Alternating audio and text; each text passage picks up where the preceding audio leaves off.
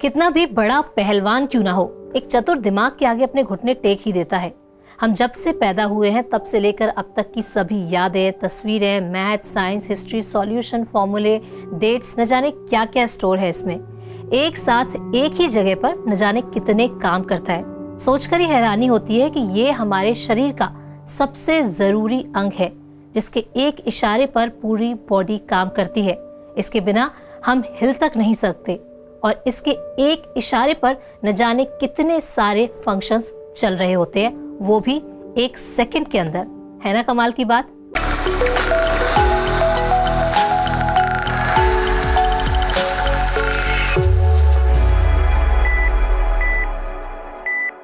Hello दोस्तों, मैं हूं शिवांगी और आप सभी देख रहे हैं हमारा खास शो आरोग्य। जैसा कि मैंने आपको बताया कि हमारा दिमाग कितना जरूरी है और कितने सारे काम अकेले कर रहा होता है, लेकिन ये कई बार फेल भी हो जाता है। और फेल क्यों हो जाता है, कैसे होता है, इन्हीं कारणों पर आज हम बात करेंगे। मगर उससे पहले आपको दिखाते हैं हमारी ये खास रिपोर्ट। ब्रेन ट्यूमर काफी गंभीर बीमारी है। इसका अंदाजा इस बात से ही लगाया जा सकता है कि हर साल लगभग हजारों लोग ब्रेन ट्यूमर से इफेक्ट होते हैं। ब्रेन ट्यूमर भारत में होने वाली मौतों का 10वां बड़ा कारण है। इस बीमारी के मामलों में बढ़ोतरी हो रही है और अलग अलग एज ग्रुप्स में कई तरह के ट्यूमर देखने को मिल रहे हैं। एक रिपोर्ट के अनुसार भारत में 28,000 से अधिक ब्रेन ट्यूमर के मामले हर साल दर्ज किए जाते हैं। इस न्यूरोलॉजिकल बीमारी से जूझ रहे लोग हर साल अपनी जान गंवाते हैं। लोगों में इस बीमारी को लेकर बहुत सारी कंफ्यूजन रहती है और इसी वजह से वे इसका सही इलाज नहीं करा पाते हैं। क्या है ब्रेन ट्यूमर? ब्रेन में सेल्स के लगातार रूप से बढ़ने पर जो गांठ बन जाती है उसे ही ब्रेन ट्यूमर कहते हैं। इसमें ब्रेन के खास हिस्से में सेल्स का गुच्छा बन जाता है। ये कई बार कैंसर की गांठ में तब्दील हो जाता है। इसलिए ब्रेन ट्यूमर को कभी भी हल्के में नहीं लेना चाहिए। ऐसे में क्या किया जाए, ये एक बड़ा सवाल बन जाता है। दोस्तों, जैसा कि हमारा आजकल का लाइफस्टाइल है, हमारी आजकल की तेज भागदौड़ भरी जिंदगी है, उसमें कई बार हम अपने दिमाग को ही आराम देना भूल जाते हैं, जो कि हमारे शरीर का सबसे महत्वपूर्ण अंग है। और यही कारण है कि हम कई तरह की बीमारियों से घिर जाते हैं और इन्हीं बीमारियों में से एक है ब्रेन ट्यूमर, जिस पर रिपोर्ट हमने आपको अभी अभी दिखाई। ब्रेन ट्यूमर की वजह से हर साल दुनिया भर में लाखों लोगों की मौत हो जाती है। कई बार इलाज न मिलने की वजह से, कई बार सही इलाज न मिलने की वजह से और कई बार बीमारी का पता न चलने की वजह से। मगर जिस तरह से धीरे धीरे साइंस तरक्की कर रहा है, उसी तरह से इसके इलाज में भी कई सारे सुधार हो रहे हैं। क्या कुछ नई तकनीकें आई हैं, कैसे हम ब्रेन ट्यूमर से बच सकते हैं, इस बारे में विशेष बातचीत के लिए आज हमारे साथ स्टूडियो में खास मेहमान है फेमस न्यूरोसर्जन डॉक्टर अभिनव गुप्ता। सर, आपका बहुत बहुत स्वागत है। और अब आते हैं जो हमारा विषय है आज का, ब्रेन ट्यूमर। तो ब्रेन ट्यूमर क्या है, इसके लक्षण क्या है और किन लोगों को इसका सबसे ज्यादा खतरा होता है, अब उसी पर आपसे जानकारी लेना चाहेंगे। जैसा आपको ये मॉडल दिख रहा है, ये हमारे ब्रेन का एक मॉडल है। असली ब्रेन तो हम नहीं ला सकते, तो इसलिए यहाँ पर ये ब्रेन के मॉडल पे ही मैं आपको बता पाऊँगा कि ब्रेन एक बहुत ही जटिल शारीरिक अंग है जो कि हमारी पूरी बॉडी को कंट्रोल करता है। कभी कभी कुछ ट्यूमर्स बन जाते हैं। जो ट्यूमर्स होते हैं उनका क्या है कि वो हमारी नॉर्मल जो कोशिकाएं हैं उन्हीं में से जन्म लेते हैं। तो या तो उन कोशिकाओं में जेनेटिक डिसऑर्डर हो जाता है, तब ये ट्यूमर बन जाते हैं, या कुछ कारण ऐसे बताए गए हैं कि अत्यधिक स्मोकिंग करने से या कुछ इन्फेक्शन होने से कभी कभी ब्रेन ट्यूमर्स बन जाते हैं। ब्रेन ट्यूमर जिस जगह पर है हमारे शरीर के, या मतलब ब्रेन के जिस हिस्से में है और वो हिस्सा क्या कंट्रोल करता है, उसके ऊपर यह डिपेंड करता है कि हमें कैसे सिम्टम्स आएंगे। मान लीजिए अगर कोई ब्रेन का ट्यूमर दिमाग के अगले हिस्से में है, तो अगले हिस्से में से हमारी समझने की शक्ति होती है, तो आदमी की समझने की शक्ति कम हो जाएगी, या उसे दौरे पड़ने लग जाएंगे, या उसके सिर में दर्द रहने लग जाएगा। अगर ट्यूमर ऐसी जगह पर है जहाँ से हमारी आँखों की नसें जाती हैं, तो उसे देखने में परेशानी हो सकती है। अगर ट्यूमर ऐसी जगह पर है कि जहाँ पर कि हमारे सुनने की शक्ति होती है तो उसे सुनने में परेशानी हो सकती है। ऐसे ही जिस ब्रेन का जो हिस्सा जिस एरिया को कंट्रोल करता है या शरीर के जिस भाग को कंट्रोल करता है, वहाँ पर ट्यूमर होने से उसी प्रकार के सिम्टम्स हमें देखने को मिलते हैं।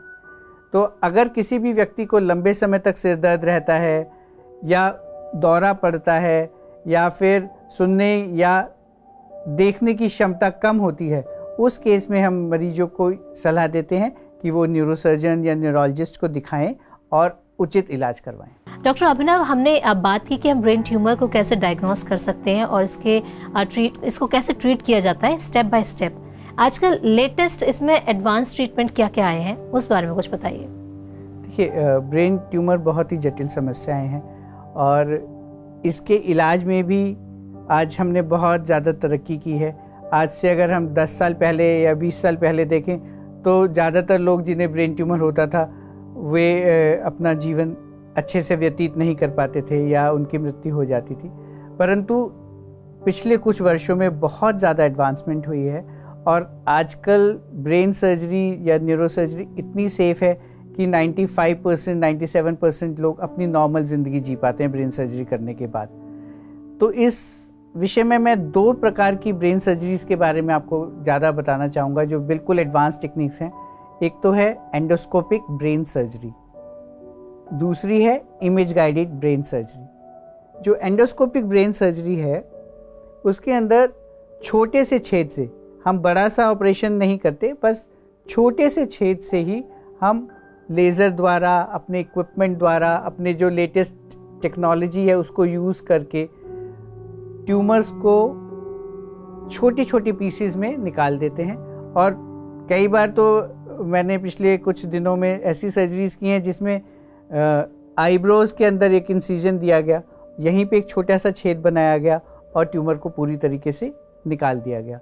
दूसरी सर्जरी जो मैं आपको बताना चाहूँगा वो है image guided surgery. Image guided surgery बहुत ही एडवांस सर्जरी है। इसके अंदर जब हम ऑपरेशन कर रहे होते हैं तब हम लगातार देख पाते हैं कि हम ब्रेन के किस हिस्से में हैं और ट्यूमर का कौन सा हिस्सा हम काम कर रहे हैं। तो जो आसपास का पूरा एरिया है उसकी हमें पूरी नॉलेज रहती है और हम जब जब छोटे छोटे टुकड़े करके ब्रेन के ट्यूमर को निकाल रहे होते हैं तो हम कहाँ रुकना है, कैसे रुकना है, वो सब कुछ हमें स्क्रीन पे दिखता रहता है और हम उस ट्यूमर को पूरी तरह निकाल पाते हैं। इमेज गाइडेड सर्जरी के दौरान ही हम ब्रेन सूट का भी इस्तेमाल करते हैं। उसमें जब हम ऑपरेशन कर रहे होते हैं उसी वक्त पेशेंट का दोबारा से एमआरआई कर लेते हैं और एमआरआई करके हमें ये पता चल जाता है कि हमसे कुछ छूट तो नहीं गया या ट्यूमर पूरी तरह निकला या नहीं निकला, और हम उस पार्ट को भी दोबारा से उसी सर्जरी के दौरान निकाल सकते हैं। इसका मैं एक एग्जांपल देना चाहूँगा। अभी कुछ दिनों पहले मेरे पास एक मरीज आया, उसकी उम्र 30 साल थी। 30 साल की उम्र में उसे ब्रेन का ट्यूमर हो गया। वो उस जगह पे था जहाँ पर हमारी आवाज़ बोलने की और समझने की शक्ति होती है। उस ट्यूमर को ऑपरेशन के दौरान यह डर था कि जब मैं ऑपरेशन कर रहा हूँगा तो कहीं व्यक्ति की आवाज़ ही ना चली जाए, क्योंकि अगर कुछ भी सेल्स डैमेज होते तो व्यक्ति की आवाज़ ही चली जाती। उसके लिए हमने एक बहुत ही एडवांस टेक्निक यूज़ की कि हमने पेशेंट को बेहोश ही नहीं किया, हमने पेशेंट का ऑपरेशन जागते हुए किया। उसे कहते हैं awake brain surgery. Awake brain surgery के दौरान पेशेंट का कोऑपरेटिव होना बहुत ज़रूरी है। पेशेंट को यह समझना चाहिए कि ये मेरे फ़ायदे के लिए है और जो डॉक्टर कर रहा है, जो ऑपरेशन कर रहे हैं हम, उसे नुकसान नहीं होगा, उसे दर्द नहीं होगा, लेकिन उसे हिलना नहीं है ना। तो ऐसा करने के लिए हमने उसके ऊपर अवेक ब्रेन सर्जरी प्लान की। और अवेक ब्रेन सर्जरी बहुत ही जटिल है क्योंकि इसमें जो पूरा स्टाफ है उसे बिल्कुल तैयार रहना होता है। हमें भी कोई भी ब्लड लॉस हो या कोई ऐसी एकदम से इमरजेंसी हो, उसके लिए बहुत ज़्यादा तैयार रहना होता है और पेशेंट को भी बहुत कोऑपरेटिव होना होता है। उस सर्जरी के दौरान पेशेंट हनुमान चालीसा गाता रहा। आपने शायद टीवी पे पहले भी देखा होगा, एक ऑपरेशन हो रहा था ब्रेन पर और उसके अंदर पेशेंट गिटार बजा रहा था। तो उसी प्रकार की सर्जरी हमने यहाँ की और उसके अंदर हमने पेशेंट से कहा कि आप भगवान को याद करना है और आप हनुमान चालीसा पढ़िए, और वो हनुमान चालीसा पढ़ता रहा, तो हमें पता चलता रहा कि उसके जो समझने की शक्ति है और जो बोलने की शक्ति है वो डैमेज नहीं हो रही है, और वह पूरा ऑपरेशन हनुमान चालीसा पढ़ता हुआ बिना बेहोशी के हम कर पाए, और मरीज ठीक होकर 5 दिन में घर भी वापस चला गया। तो ये एडवांसमेंट आज पॉसिबल है, हम बहुत एडवांस ब्रेन सर्जरीज कर सकते हैं, और ये सभी सुविधाएं अब अमेरिका में नहीं, दिल्ली में, हमारे देश में बिल्कुल अवेलेबल हैं। पहले आपने एक टर्म का जिक्र किया था, ब्रेन सूट। तो ब्रेन सूट क्या है और इसे आसान भाषा में अपने दर्शकों को हम समझाना चाहेंगे। देखिए, ब्रेन सूट एक तरीके का ऑपरेशन थिएटर है, उसको ब्रेन सूट मतलब ब्रेन का काम करने के लिए वो स्पेशल सूट बनाया गया है। तो ब्रेन सूट के अंदर ही एक MRI लगा हुआ होता है, और जितने भी सारे उसमें इंस्ट्रूमेंट्स यूज़ होते हैं वो MRI में यूज़ किए जा सकते हैं, या जो भी हम काम कर रहे हैं वो उन इंस्ट्रूमेंट से किया जाता है जो कि मैग्नेट्स होती हैं, आपको पता है MRI में, तो वो मैग्नेट से चिपके ना, तो बहुत स्पेशल इक्विपमेंट्स यूज़ किए जाते हैं उसके अंदर। और ब्रेन सूट का फ़ायदा ये है कि जैसे जब हम ऑपरेशन कर रहे होते हैं तो ऑपरेशन के दौरान ही ब्रेन में हम खो जाते हैं, तो ऐसा ना हो कि हम खो जाएं और मरीज को कोई नुकसान हो जाए, तो हम ऑपरेशन के दौरान ही मरीज का MRI कर लेते हैं। जब मरीज का MRI कर लेते हैं तो हमें पता चल जाता है कि हम किस जगह पर हैं और मरीज का कितना ट्यूमर निकल चुका है। साथ ही जब हम ऑपरेशन कर रहे होते हैं तो हमारे को स्क्रीन पर विजुअली दिखता रहता है कि आपका जो इंस्ट्रूमेंट है वो ब्रेन में किस जगह पर कार्य कर रहा है, क्योंकि आज की जो हम ब्रेन सर्जरीज करते हैं बहुत छोटे छेद से करते हैं, तो उसके अंदर देखने की स्थिति थोड़ी कॉम्प्रोमाइज होती है।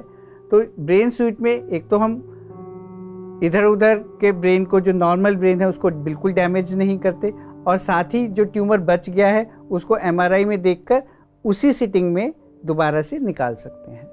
तो 2 ऑपरेशन नहीं करने पड़ते, 3 ऑपरेशन नहीं करने पड़ते, एक ही बार में अच्छे से ज़्यादा मरीज का ट्यूमर निकाला जा सकता है।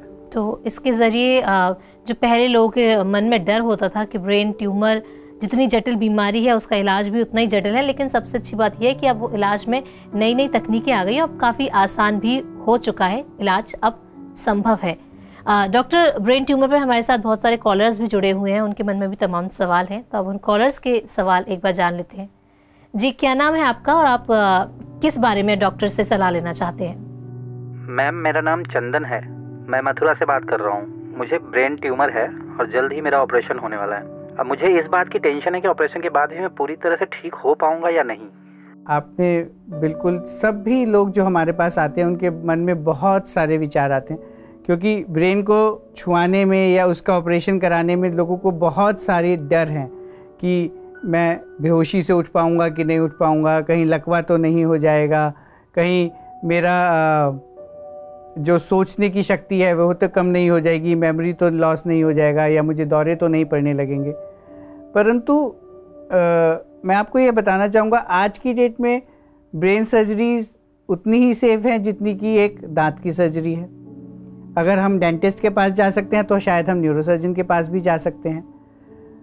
खतरा हर प्रकार की सर्जरी में होता है, परंतु हमारे पास इतनी एडवांस टेक्निक्स हैं जिनसे कि हम उस खतरे को बहुत कम कर सकते हैं, और अच्छे से इलाज अगर किया जाए ब्रेन ट्यूमर्स का तो मरीज पूर्णतया ठीक हो जाता है, और उसे डरने की ज़रूरत नहीं है, सही इलाज की ज़रूरत है, और मरीज को जल्द से जल्द सही इलाज कराना चाहिए, क्योंकि देरी करने से ट्यूमर या कोई भी परेशानी है वह बढ़ जाती है, और शायद उसकी वजह से जो नुकसान होगा वो सर्जरी से हुए नुकसान से बहुत ज़्यादा होगा। तो इसलिए आपको डरना नहीं चाहिए और जल्द से जल्द सही डॉक्टर से मिलकर अपने इलाज के लिए प्रक्रिया को शुरू करना चाहिए। बिल्कुल, तो डर को भगाइए और सही डॉक्टर के पास जाइए। अगला सवाल लेते हैं, अगले कॉलर हमारे साथ जुड़ चुके हैं। हेलो जी, क्या नाम है आपका? मैम, हमारा नाम अभिषेक है, हम रांची से बात कर रहे हैं।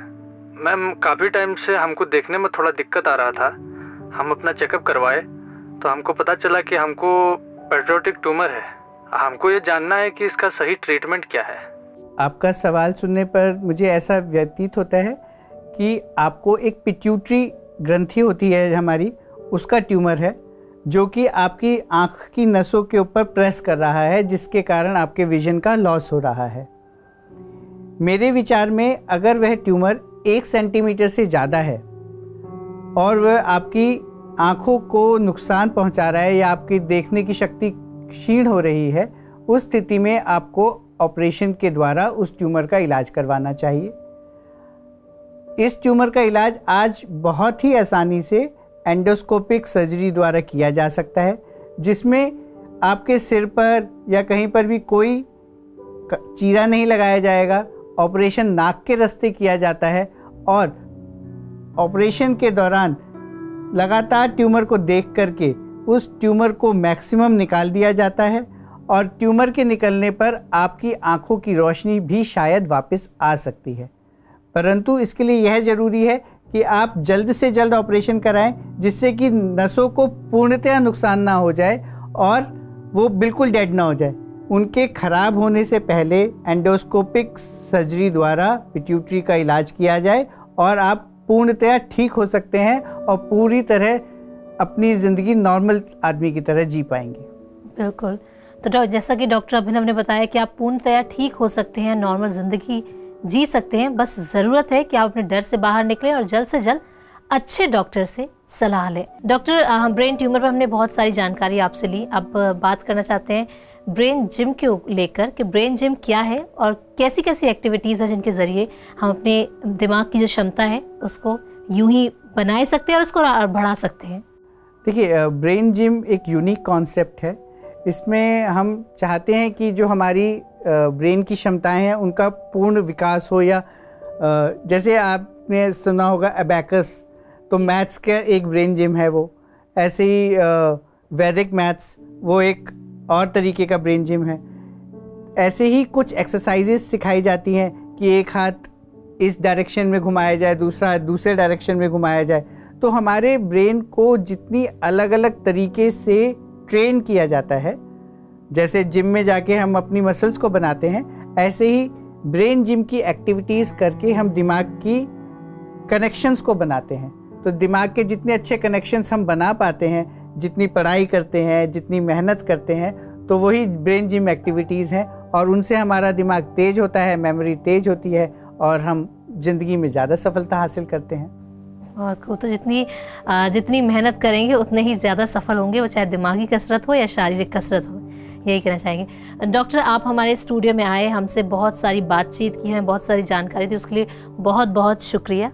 और एक बार फिर से मैं अपने दर्शकों को बताना चाहूँगी, जैसा कि हम हमेशा कहते ही हैं कि आप जितना ज़्यादा सुखी रहना चाहते हैं, निरोगी रहना चाहते हैं, उसके लिए ज़रूरी है कि अपनी जो दैनिक दिनचर्या जो है हम उसको बदलें, उसमें बदलाव लाएं, अच्छी डाइट अपनाएं, अच्छी दिनचर्या अपनाएं और उसके साथ ही साथ सकारात्मक सोच अपनाएं, जो कि हमें तमाम बीमारियों से और नकारात्मकता से, चाहे वो जीवन की हो या हमारे शरीर के अंदर कुछ पनप रही हो, उनसे हमें दूर रखती है।